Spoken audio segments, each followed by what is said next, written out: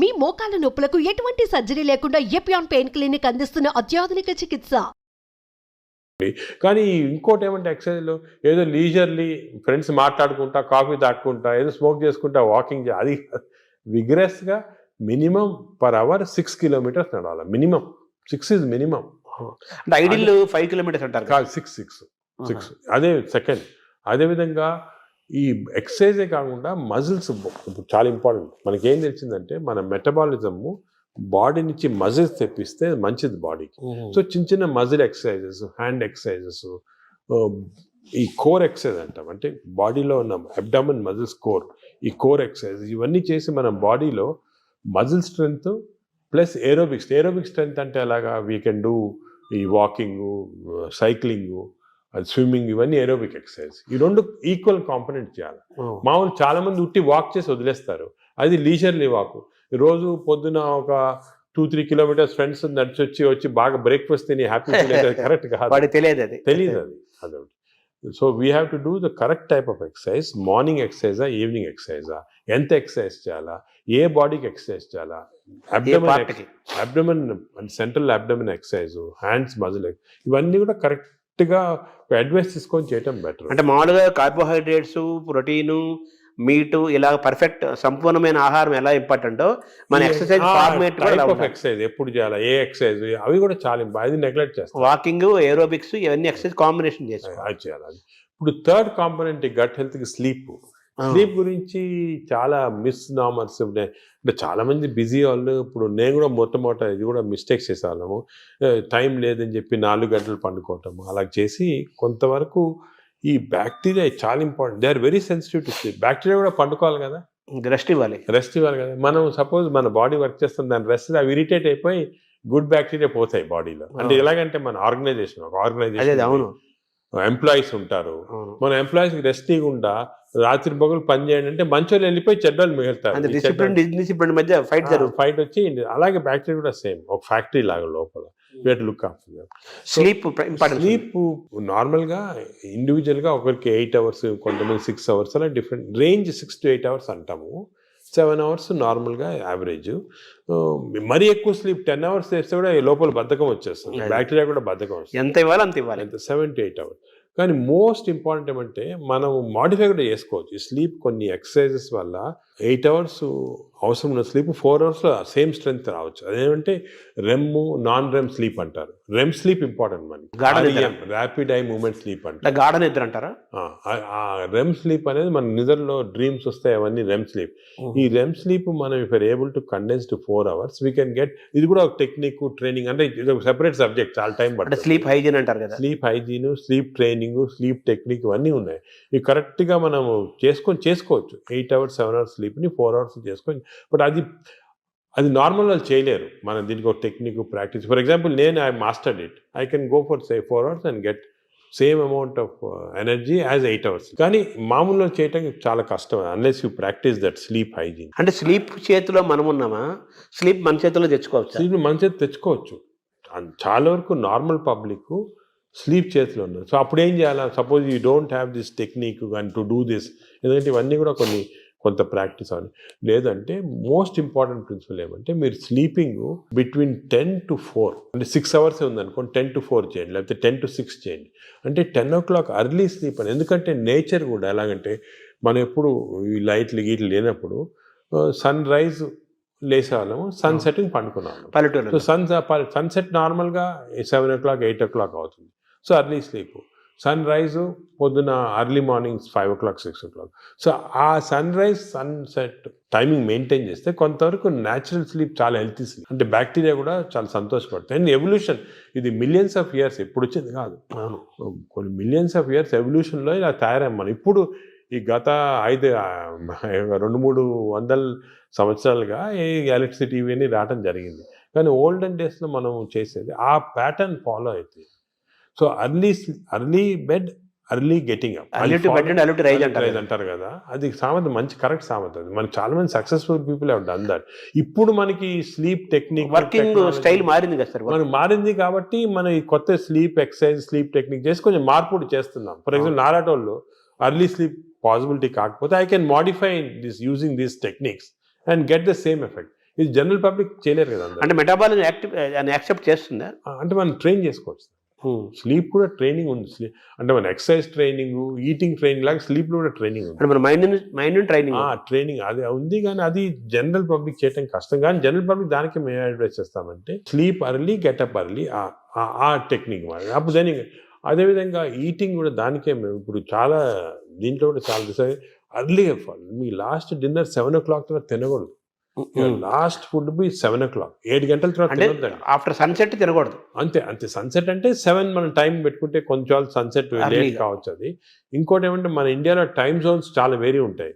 ఇప్పుడు అస్సాంలో ఉన్న టైము, బాంబేలో టైం సేమ్, కానీ యాక్చువల్లీ కరెక్ట్ కాదు నేచర్ ప్రకారం. మనము 7 o'clock అని పెట్టామనుకోండి, అది ఈజీగా అర్థమవుతుంది. సో మామూలుగా మన బ్రేక్ఫాస్ట్ హెవీగా ఉండాలా, లంచ్ కొంచెం మోడరేట్గా ఉండాలా, డిన్నర్ చాలా లైట్గా ఉండాలా before 7 o'clock. Simple principles. Overall గా మన గట్ హెల్త్ అనేది మొత్తం present future everything gut health కాబట్టి ఈ గట్ హెల్త్ మెయింటైన్ చేయాలంటే ఫుడ్, యాక్టివిటీస్ అండ్ స్లీప్ ఇవి కరెక్ట్ అని నార్మల్గా చెప్తుంటారు అందరు, ఫుడ్ యాక్టివ్స్ అయిపోయినా. అది కానీ దీంట్లో చాలా సైన్స్ వచ్చింది, మనం డిస్కస్ చేసాం కదా, దీనిలో చాలా నాలెడ్జ్ వచ్చింది, చాలా ఉంది. మనం ఒకప్పుడు ఈ sleep pattern, sleep hygiene, sleep ఎలా కంట్రోల్ అవన్నీ తర్వాత ఒక డిస్కషన్ పెట్టుకుంటాము. కానీ ఈచ్ ఏరియాలో ఫుడ్లో ఇంత నాలెడ్జ్ ఉంది, ఎక్సర్సైజ్లో ఈ టైప్ ఆఫ్ ఎక్సర్సైజ్ అందరికి తెలియదు. అందరంటే నిన్ను చాలా మంది పేషెంట్స్ చేస్తున్నారు ఎక్సర్సైజ్. మా పొద్దున్న పూట మేము ఫ్రెండ్స్ అందరం వాకింగ్ చేస్తాం సార్, 2-3 కిలోమీటర్లు కబుర్లు చెప్పుకొని, సెల్ ఫోన్ మాట్లాడుకుంటాం. అంటే మాట్లాడుకోవచ్చు, కబుర్లు చెప్పుకోవచ్చు. కానీ బ్రిస్క్ వాక్ 6 km/h అనేది కాన్సెప్ట్. అదే విధంగా మజిల్ బిల్డింగ్, మీకు కోర్ మజిల్స్ అన్ని, షోల్డర్ మజిల్స్, ఇవన్నీ కూడా కొంతవరకు బిల్డ్ చేయాలి. అది సబ్ టెక్స్ట్ అంటారు చూడండి, సబ్ టెక్స్ట్ అనేది ఉంది. ఓవరాల్ గా హెడ్డింగ్ అనేది సబ్ టెక్స్ట్. అది సో పీపుల్ కొంచెము వాళ్ళు అవేర్నెస్ తెచ్చుకొని దీని గురించి ఇంట్రెస్ట్ తీసుకొని దీనికి ఒక మంచి యువర్ ఓన్ బాడీ అంటాం మనం. మా రీసెంట్గా మన డాక్టర్ మంచి డాక్టర్ సలీన్ గారు అని ఢిల్లీలో బుక్ రాశారు, యువర్ ఓన్ బాడీ. అంటే మన బాడీకి వీఆర్ రెస్పాన్సిబుల్. అంతే కదా. వేరే మీ డాక్టర్ బాగా చేస్తారు, లేకపోతే మా హెల్త్ బాడీ మంది కదా, అవన్నీ కరెక్ట్ కాదు. మన బాడీ మనం ఓన్ చేయాలి. ఇప్పుడు మనకి ప్రెషియస్ వస్తువు ఉందనుకోండి ఇంట్లోనే, మనం ఎంత జాగ్రత్త చూసుకుంటాం దాన్ని, మనం బాడీని అంత జాగ్రత్త చూసుకోవటం లేదు. అది ఇన్నర్ ఇంజనీరింగ్ అంటారు కదా, మనలోకి మనం లోపలికి చూసుకుంటూ మనల్ని గమనించుకుంటూ మన శరీరాన్ని మనం ఓన్ చేసుకుంటూ మన హెల్త్ ని మనం డ్రైవ్ చేసి సింపుల్ ప్రిన్సిపల్స్ ఫాలో అయితే అంతే చాలా వరకు మనం బాడీ, మనం లైఫ్ స్పాన్ పెంచుకోవచ్చు హెల్తీగా. అంటే ఇంకోటి, ఇప్పుడు it is not question of life span, ఆ వర్డ్ తీస్తాం మన డిక్షనరీ. హెల్త్ స్పాన్ అంటే మనం ఎన్ని రోజులు బాగా జీవించవచ్చు. నార్మల్గా ఈ యానిమల్స్ అన్ని కూడా ఒక లైఫ్ స్పాన్ ఉంటుంది కదా, ఒక్కొక్క ఏజ్ ఉంటుంది. Human beings actually 120 years normal. అవును. బట్ 120 years ఎంతమంది చాలా తక్కువ మంది. ఎందుకంటే ఇవన్నీ ఈ ప్రాబ్లమ్స్ వల్ల మనకి we don't want 120 years life span, ఏదో కర్రలు పట్టుకొని నడవలేక. హెల్త్ స్పాన్ మీకు 80 years or 90 years బాగా హెల్తీగా ఉన్నాం అనుకోండి, చాలా. అది సో హెల్త్ అంటే ఇప్పుడు మన టాబ్లెట్, మెడిసిన్స్ ఇవన్నీ వేసుకొని ఎంత తక్కువ లైఫ్ స్పాన్ పెరుగుతుంది. ఇప్పుడు పెరుగుతుంది, అది కరెక్ట్ కాదు. మనం ఎంత హెల్తీగా ఉంటే అసలు ఇవన్నీ కూడా diabetes, heart disease, liver fatty, ఇవన్నీ రివర్సిబుల్. క్యాన్సర్ కొన్ని ప్రివెంటబుల్, క్యాన్సర్ రివర్సిబుల్ కాదు, ప్రివెంటబుల్. డయాబెటీస్, హెల్త్, హార్ట్, మన అన్ని వెజల్స్ బ్లాక్ అయిన తర్వాత we have seen by following certain principal you can reverse it. మీకు అవసరం లేదు. షుగర్ రివర్స్ చేయొచ్చు, హార్ట్ రివర్స్ చేయొచ్చు, లివర్ ఫ్యాట్, లివర్ కరెక్ట్. ఈ ప్రిన్సిపల్స్ ఫాలో అయ్యి అంత ఆహారము, యాక్టివిటీ, స్లీప్ అంతా complete it's the digestive system. Sir ఈ క్రమంలో మీరు బ్లూ జోన్ 5 చెప్పారు. ఇప్పుడు బ్లూ జోన్ స్టడీ చేయండి. మీరు అనేదంటే ప్రజలు కూడా బ్లూ జోన్ బుక్స్ తీసుకొని అసలు వాళ్ళు ఎందుకు ఇన్ని రోజులు హెల్తీగా ఉంటున్నారు అని స్టడీ చేస్తే దీంట్లో చాలా నాలెడ్జ్ ఉందండి. అంటే ఇది ఇప్పుడు వచ్చింది కాదు, ఈ బ్లూ జోన్ అనేది 10,000 years గా జరుగుతూ ఉంది. మన భారతదేశాన్ని బ్లూ జోన్ గా మార్చలేదు. మనకి భారతదేశం బ్లూ జోన్. నాదేంటి, నేను చాలా మందికి ఈ పాలిటిక్స్ చెప్తుంటా, why can't we convert at least some part of India into blue zones? చేయొచ్చు. మన తెలుగు ప్రాంతాలను చేయొచ్చు. తెలుగు ప్రాంతాలు బ్లూ జోన్. అంటే ఈ బ్లూ జోన్ అంటే ఒకరిద్దరు పాటించింది కాదు, ఆ పాపులేషన్ అంతా పాటించాలి. ఇప్పుడు ఒక పాపులేషన్ అనుకోండి, మనకి మంచి ప్రోగ్రెసివ్ పాలిటీషియన్స్, సీఎంస్ ఉన్నారనుకోండి, ఒక మంచి కాన్సెప్ట్ తీసుకొచ్చి ఐడియా నేను అనుకునేది అందరికి ఉంది. అది మన దేశం అంటే ఆంధ్రప్రదేశే తెలంగాణ ఏదైనా కూడా బ్లూ జోన్స్ లాగా మార్చేసేవచ్చు, కానీ అందరు ఫాలో కావాలి. అంటే బ్లూ జోన్ గా మారడం అంటే ఏం చేయాలి సార్? అంటే ఈ వాళ్ళు బ్లూ జోన్స్ లో ఏం చేస్తారో స్టడీ చేసి మనం ఇంప్లిమెంట్ చేస్తే అయిపోతుంది. అంటే మీరు చెప్పిన ఆ మూడేనా? అంతే healthy food pattern, exercise pattern, life style, sleep pattern. వాతావరణ కాలుష్యం కూడా ఉంది, పొల్యూషన్. ఆ వాతావరణ లక్లీ మనకు అంత లేదు. ఇప్పుడు ఢిల్లీ అనుకోండి, అదే నార్త్ ఇండియా అనుకోండి, ఆ పొల్యూషన్ అనేది మనకి హ్యాండిల్ లేదు, ఏం చేయలేము. కానీ లక్లీ మనం ఇప్పుడు తీసుకున్నాం అనుకోండి, ఇప్పుడు అదేముంది గ్రీనరీ ఇంక్రీజ్ చేసుకోవటము, అదే అటువంటివన్నీ కూడా చేసుకొని ఈ మన waste plastics, for example other problems plastics.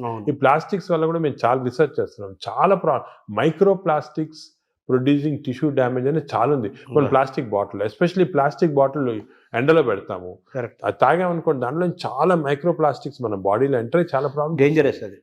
ఇటువంటివి మనము అదే కాకుండా ఇంతకుముందు కాపర్ వెజల్స్, అది కూడా మంచిది కాదు. What is the good vessels to cook, what is the vessels to, అవన్నీ కూడా కొన్ని న్యాచురల్ ప్రిన్సిపల్స్ ఫాలో అయితే. సరే, మీరు పద్మవిభూషణ్ తీసుకోవడానికి వెళ్ళినప్పుడు ఎలాగో ప్రెసిడెంట్ ఉంటారు, ప్రధానమంత్రి, కొంచెం ఒక సెకండ్ హ్యాండ్ ఇంటరాక్ట్ అయ్యే అవకాశం ఉన్న టైంలో మన భారతదేశాన్ని బ్లూ జోన్ గా మార్చాలని అనుకుంటున్నాను, ఆయన ఇంటరాక్ట్ అయ్యే అవకాశం ఉంది? అంటే మనకి టైం అని దొరకలేదు దీంట్లో. ఇవన్నీ కూడా డిస్కషన్స్ చాలా 1 hour 2 hours కూర్చొని డిస్కస్ చేసి, నేను పాలిటీషియన్స్ కూడా మన వాళ్ళు అందరూ ఇంట్రెస్టెడ్ ఉన్నారు, కానీ టైం దొరకాల కాన్సెప్ట్. ఇంకోటి this should be done by ప్రజలు కూడా డ్రైవ్ చేయాలి, ప్రజలకి అవేర్నెస్ రావాలి, అవేర్నెస్ వచ్చి మనం ఇటువంటి పాలిటీషియన్ ఎలక్ట్ చేసుకోవాలా.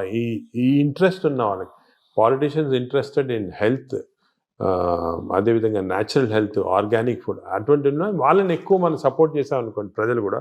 అంటే ప్రజలు, ప్రభుత్వాలు, డాక్టర్స్ అందరూ కలిసి ప్రయాణం చేయాలి. ఇట్స్ ఏ కంబైన్డ్ పీపీపీ అంటారు, మోడ్ అంటారు చూడండి. అవును, పబ్లిక్ ప్రైవేట్ ఆ మోడ్ లో రావాలి అందరు వచ్చి. ఎందుకంటే అల్టిమేట్లీ మనకి లైఫ్ లో ఇంపార్టెన్స్ హెల్త్, అంతే కదా. అదేవిధంగా మనకి హ్యాపీనెస్ అవన్నీ ఉండాలంటే health is the most important. Ultimately health is the bottom line. అంతే, ఎంత రిచ్ ఉండి, ఎంత ఇండస్ట్రియలైజ్ అయ్యి, ఎంత సిటీ, ఎంత పెద్ద పెద్ద సిటీస్ డెవలప్ అయినా కూడా హెల్త్ లేకపోతే అంతే కదా. చాలా మంది కోటీశ్వరులను చూస్తున్నాము, పెద్ద పెద్ద పదవుల్లో ఉంటారు, వాళ్ళు తినలేరు, తాగలేరు, నిద్రపోలేరు, ఎంజాయ్ చేయలేరు. I'm seeing so many rich patients, చాలా పెద్ద పొజిషన్ లో ఉన్నారు, చాలా వాళ్ళ ఫీల్డ్స్ లో చాలా ఫేమస్. సింపుల్ హెల్త్ ఫాలో కాకుండా they have damage their body. వాళ్ళు ఇప్పుడు ఫీల్ అవుతుంటారు, ఈ నాలెడ్జ్ మనకి ఉండుంటే 10 సంవత్సరాల క్రితం ఇలా ఉండేది కాదు. కానీ ఇప్పుడు నాలెడ్జ్ ఇస్ దేర్ కాబట్టి మీరు ప్రెస్ కానీ, ఎలక్ట్రానిక్ మీడియా కానీ, డిజిటల్ మీడియా కానీ, పొలిటికల్గా కానీ, అందరం కలిసి, మా డాక్టర్స్ అందరం కలిసి, this knowledge we have to give to general public. This knowledge is gold. This time వాళ్ళు కూడా నేను అనేది అంటే మనం ఈ ఒక్క సెషన్లో గంట సేపులో అన్ని చెప్పలేము.